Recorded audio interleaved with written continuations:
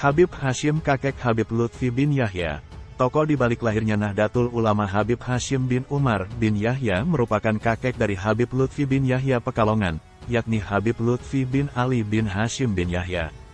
Habib Hashim adalah perintis dakwah serta pendiri pesantren dan madrasah diniyah pertama di kota Pekalongan. Pondok pesantren tersebut didirikan untuk masyarakat umum yang santrinya tidak hanya dari kalangan habaib. Habib Hashim dan para ulama merintis dakwah melalui acara Maulid Nabi SAW. Maulid Nabi melahirkan para pencinta, muhibin, cinta kepada Allah dan Rasul-Nya. Seseorang yang tumbuh kecintaan kepada Allah dan Rasul-Nya, maka akan cinta kepada Al-Quran dan akan lebih berpegang teguh kepada kitabullah dan sunnah Rasulullah. Maulid Nabi yang diselenggarakan oleh Habib Hashim bertempat di Masjid An-Nur Kota Pekalongan. Habib Hashim dalam mengadakan Maulid Nabi tidak pernah memungut bantuan dari manapun. Karena kekayaan Habib Hashim cukup dicurahkan untuk dunia pendidikan dan dakwahnya. Penghasilan Habib Hashim berupa pertanian yang cukup luas di Indramayu, tempat kelahirannya, di samping bisnis lainnya. Perkembangan Maulid Nabi dari tahun itulah mulai ramai di kota Pekalongan dan semakin pesat sehingga tidak terlepas dari kecurigaan penjajah. Para penjajah memandang Maulid tersebut tidak bertendensi politik.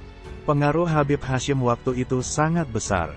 Banyak ulama yang menjadikan beliau sebagai rujukan, diantaranya Hadratus Syekh Kiai Haji Hashim Asy'ari, Kiai Amir Simbangkulon dan tokoh-tokoh lainnya yang terkenal sangat mendalam ilmu agamanya. Bahkan Kiai Amir mengatakan, Habib Hashim itu, alamatudunya fi zamani, sealim-alimnya orang di dunia pada zamannya. Sehingga pihak penjajah pun sangat berhati-hati dalam menghadapi dan menakuti Habib Hashim. Metode Habib Hashim dalam mendidik para putra-putri dan juga santrinya dengan tidak memberi umpan atau ikan, tetapi dengan selalu memberi kailnya sehingga para murid dan putra-putrinya menjadi orang yang militan. Habib Hashim sebelum membangun pesantren tidak pernah berhenti berdakwah masuk dari satu desa ke desa lainnya. Beberapa surau dibangun oleh Habib Hashim di Pekalongan. Semenjak mudanya harta, benda dan tenaga Habib Hashim dicurahkan untuk kepentingan agama. Dua ulama, arif bila ini hidup satu masa dan bertempat di lokasi yang tidak berjauhan, sama-sama tinggal di Pekalongan. Dikisahkan saking kompaknya, ketika Habib Hashim hendak melakukan satu kegiatan, atau satu rencana Habib Hashim selalu meminta izin dan saran dari Habib Ahmad bin Thalib Alatas. Pun demikian sebaliknya jika belum meminta restu dari Habib Hashim, Habib Ahmad Alatas tidak akan berani melangkah. Kalau Habib Hashim sudah datang ke tempat Maulid Nabi, sementara Habib Ahmad bin Thalib belum datang maka Habib Hashim menangguhkan acara sampai datangnya Habib Ahmad. Begitu juga dengan Habib Ahmad, jika beliau datang pertama sementara Habib Hashim belum datang, beliau urung untuk memulai. Kekompakan keduanya terlihat ketika seorang Habib asal Hadramaut hendak pamitan pada keduanya. Dikisahkan, pada permulaan abad 20-an Habib Muhammad Ali Muhsin datang dari Hadramaut ke Indonesia, tepatnya kota Pekalongan. Setelah tinggal di Indonesia sang Habib merasa tidak kerasan. Ketika hendak pamitan, beliau merasa kebingungan mana yang pertama didatangi, Habib Ahmad bin Thalib Alatas ataukah Habib Hashim bin Umar bin Yahya. Habib Ahmad atau Habib Hashim, terus saja sambil jalan berpikir demikian. Ketika beliau datang ke rumah Habib Ahmad, Habib Muhsin belum sempat bicara Habib Ahmad sudah berseloroh, "Ya Muhsin ilah Habib Hashim bin Umar awalan." Hai Muhsin pamitan ke Habib Hashim dulu. Langsung saja beliau datang ke Habib Hashim.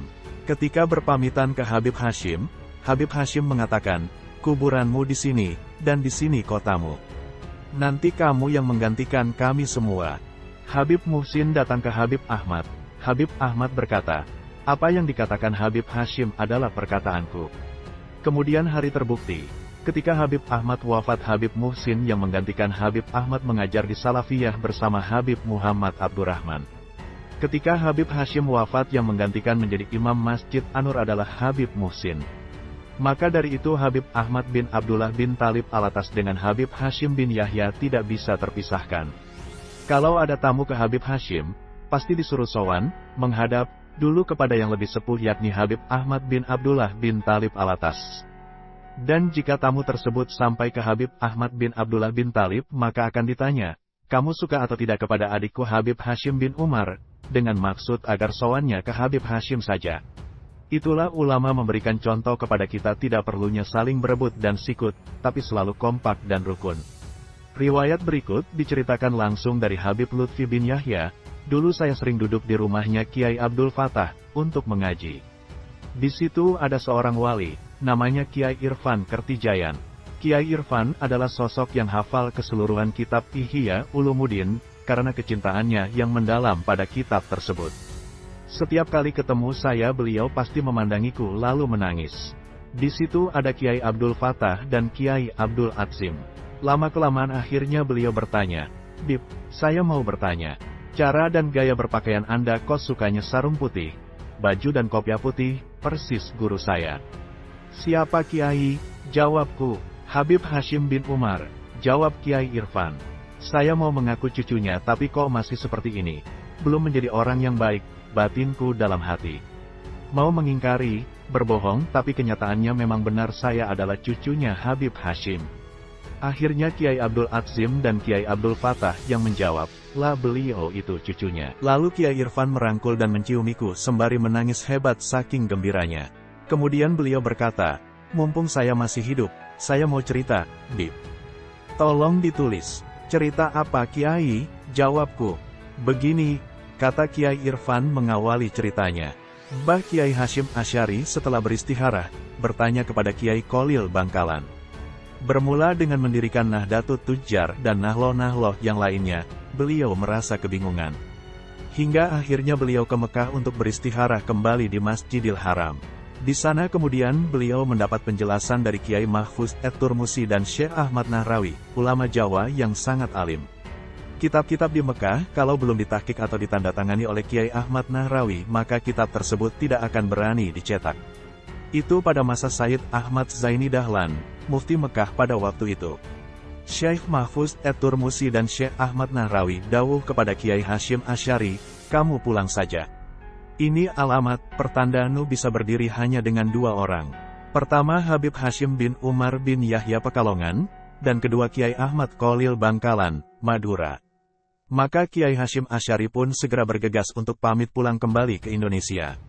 Beliau bersama Kiai Asnawi Kudus, Kiai Yasin dan para kiai lainnya langsung menuju ke Simbang Kulon Pekalongan untuk bertemu Kiai Muhammad Amir, dengan diantar oleh Kiai Irfan dan kemudian langsung diajak bersama menuju kediaman Habib Hashim bin Umar.